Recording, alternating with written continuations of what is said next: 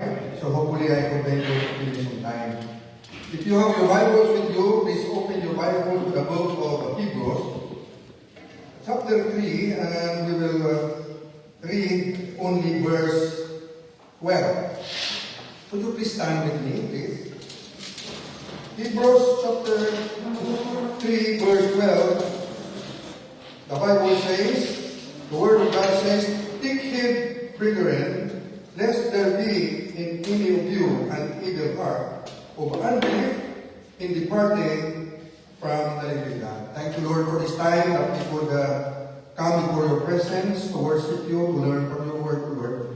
I pray that you're going to bless me so that I could be able to be a blessing to your people tonight and cleanse me of whatever trespasses that I have committed against you, so that I could be a blessing. So that I could be a vessel fit and unto all our feet for the Master's use. In Jesus' name I pray. Amen. Please be seated. Now our short sermon is tonight is entitled "The Consequence of Unbelief." The consequence of unbelief. You see? Our short sermon tonight explores the severe spiritual and emotional and practical consequences of unbelief and its close companion, which is fear and disobedience. Remember that unbelief is always associated with fear and disobedience. Now, let us look into the anatomy of unbelief. Please listen. The anatomy of unbelief. Unbelief begins in a hard heart condition. Right?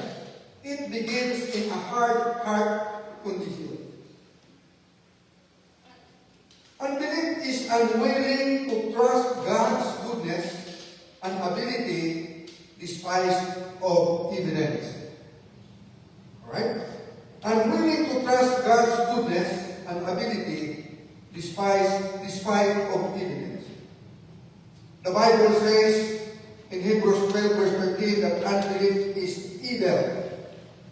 It rejects God's character and the trustworthiness of God's promises.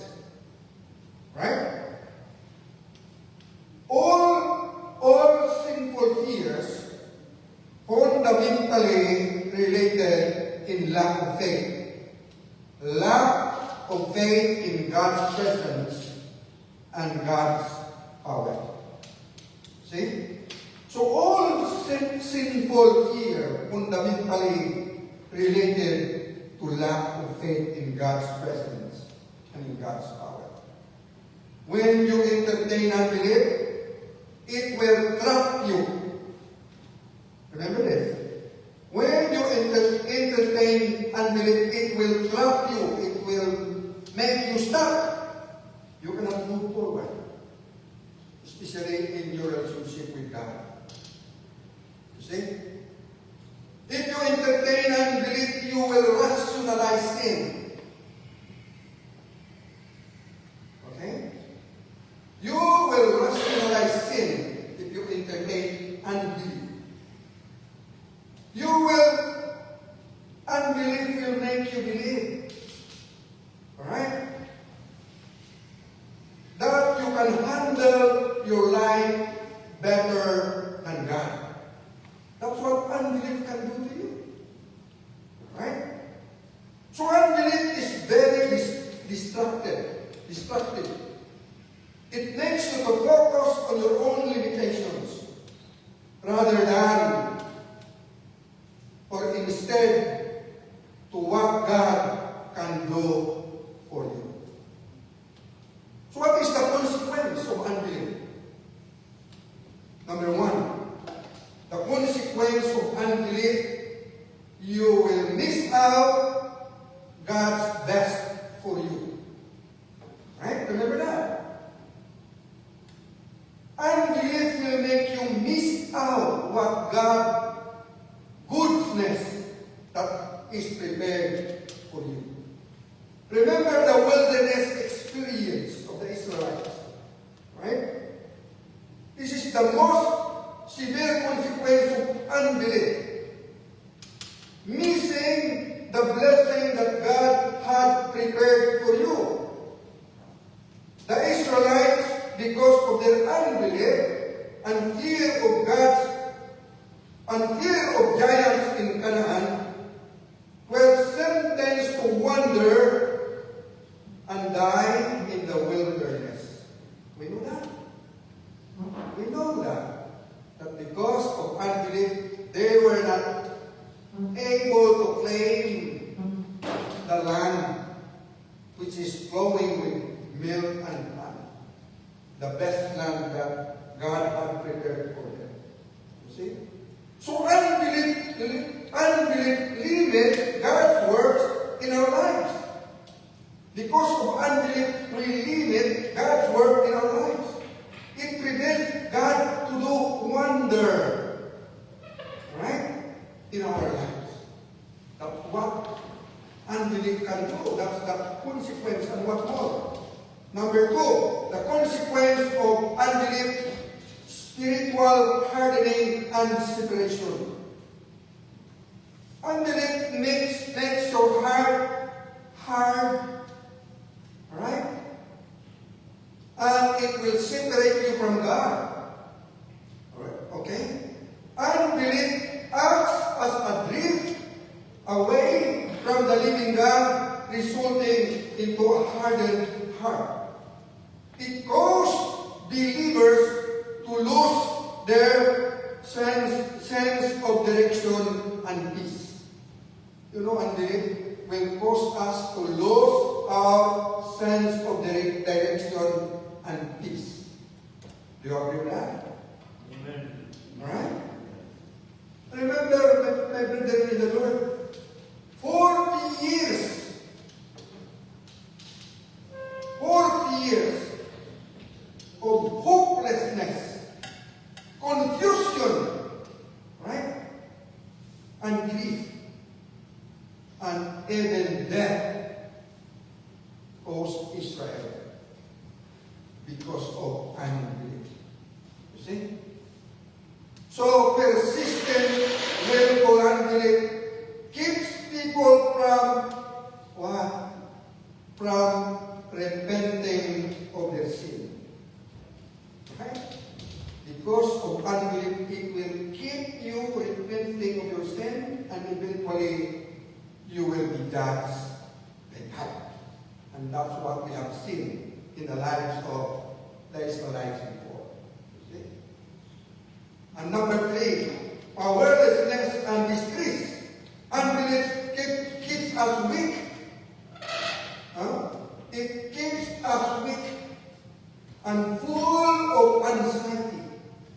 You know, because of unbelief, it results to anxieties. Do you know that?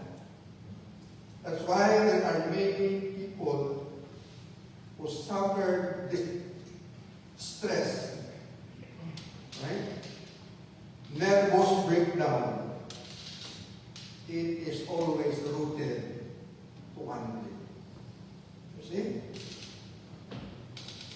So, my brethren in the Lord, what happens when you continue to entertain unbelief? What is the consequence? It will make you spiritually weak. Okay? It will make you spiritually weak, and it will reduce your spiritual authority. You see? That is why when the disciples couldn't cast out a demon, Jesus cited their unbelief. So unbelief caused us to the hope that God can furnish a table in the wilderness. See? So, number four, consequence of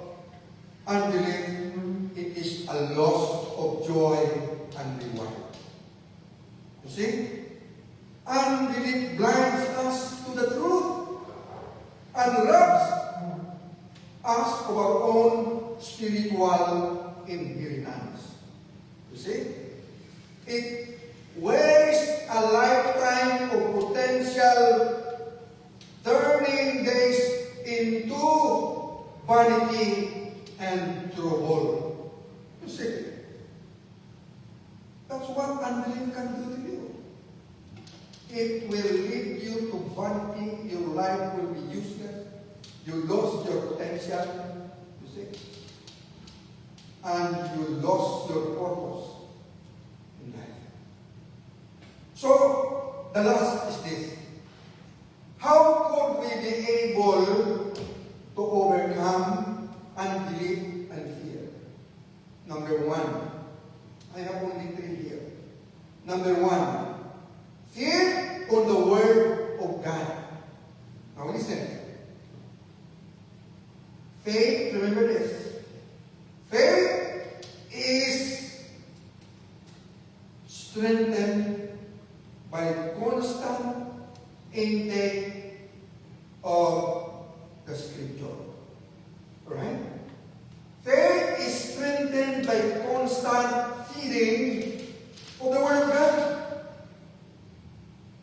And if you read the Word of God, I remind you, brother and sisters in the Lord, that you need to believe the Word of God with all your heart. You see? Why? Because the Bible says in Hebrews 6, verse 18, and in Numbers 23, verse 19, God is always truthful to His Word. God has no history of lying. That is why we need to put our trust and confidence wholeheartedly to the Word of God, so that we could be able to counter unbelief. Because unbelief is one of the tool of Satan, right? To make us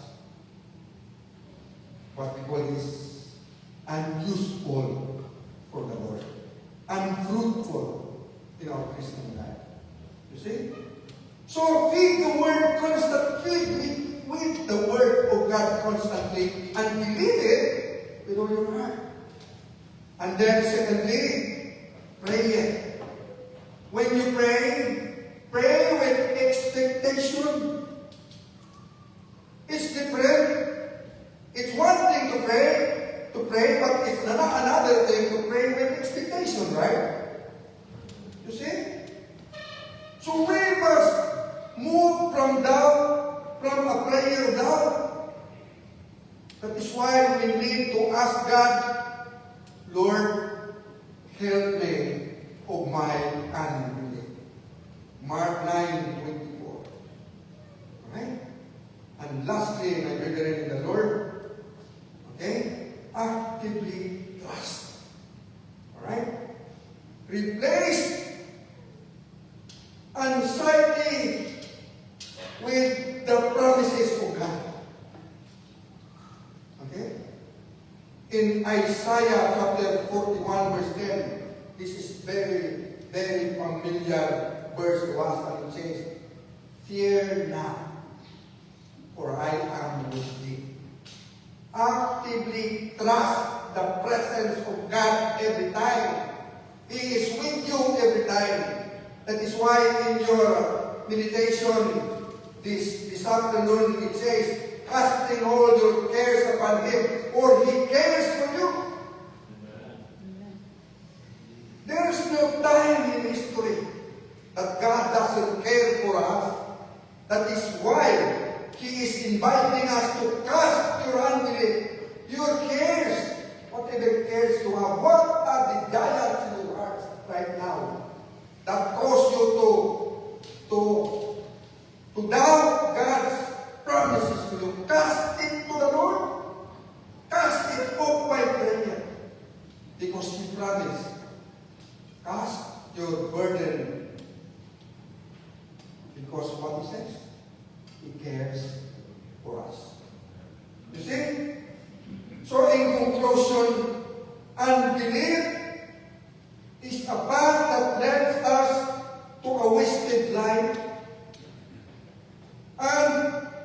separated heart. But faith opens the door to total dependency upon God's unexamined His miraculous promises. So in closing, I know you are familiar with this verse, 2 Timothy verse 7. It says, "For God has not given us the spirit of fear, but of power and of love and of a sound mind." Do not entertain doubt, unbelief, fear, because it is of the devil.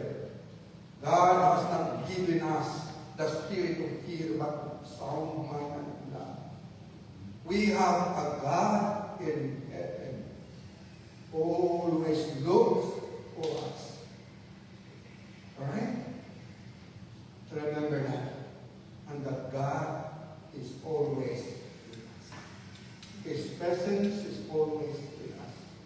There's nothing to fear, there's nothing to doubt. There's nothing to be afraid whatsoever. Thank you, and God bless you.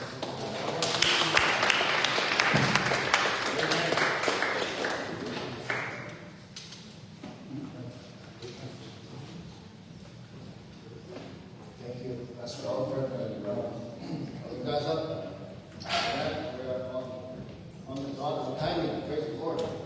You want to get the lesson for the day is just very practical for us Christians, and I know for us to be reminded of really the importance of reading the Word of God.